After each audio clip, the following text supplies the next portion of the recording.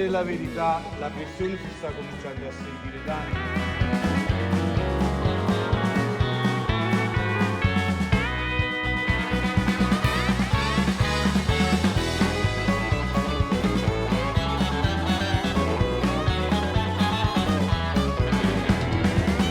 Ciao ragazzi, benvenuti al Palarisi di Isola della Scala, dove il tempo corre e i ragazzi là dietro, i ragazzi di Isola Young, stanno facendo le prove di cottura per il risotto all'amarone e monte veronese, con cui tenteranno di entrare nel Guinness World Records.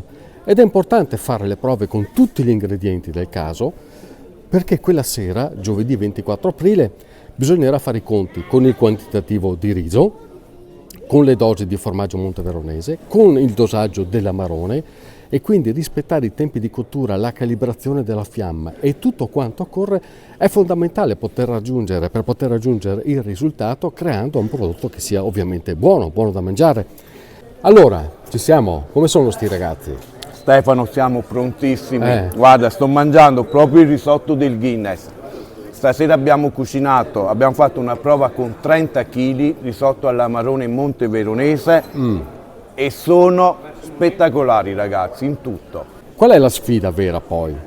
Che i ragazzi sempre di Isola Young devono distribuire i risotti cucinati, quindi nell'arco di un'ora più risotti noi distribuiamo e quindi più persone prenderanno il risotto e più si alzerà la nostra soglia per battere il nostro record. Quindi l'ambizione non è solo i 1050, ma noi vorremmo scrivere sulla certificazione che se otterremo il record mondiale 1600 risotti. Com'è? Straordinario. Senza parole. Straordinario. Quindi vinceranno? Assolutamente sì. Non c'è motivo perché non battano il record. Lei sarà uno di quei 1050? Assolutamente sì, certamente. Però porti degli amici anche? Tantissimi. Abbiamo già condiviso con Ente Fiera questo grande evento, quindi sicuramente ci saranno molte persone. È bello vedere giovani che si impegnano nella tradizione. E questa è la vera novità di questa edizione di Risosterie, cioè quello che ci siano i giovani a misurarsi.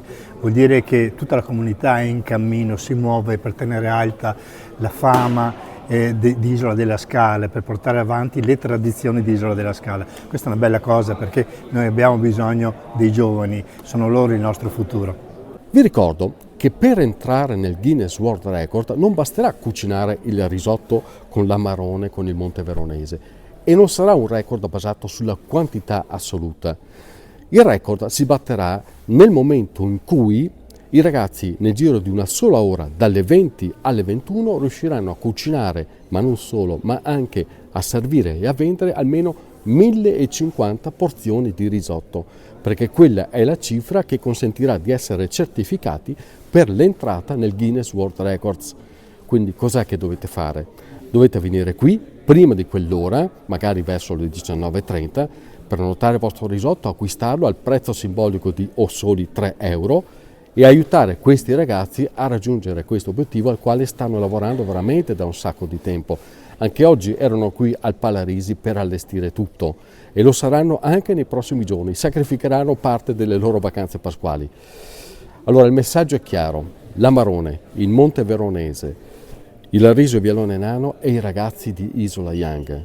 Diamo loro una mano a raggiungere questo straordinario obiettivo. Vi aspetto qui ragazzi, ciao!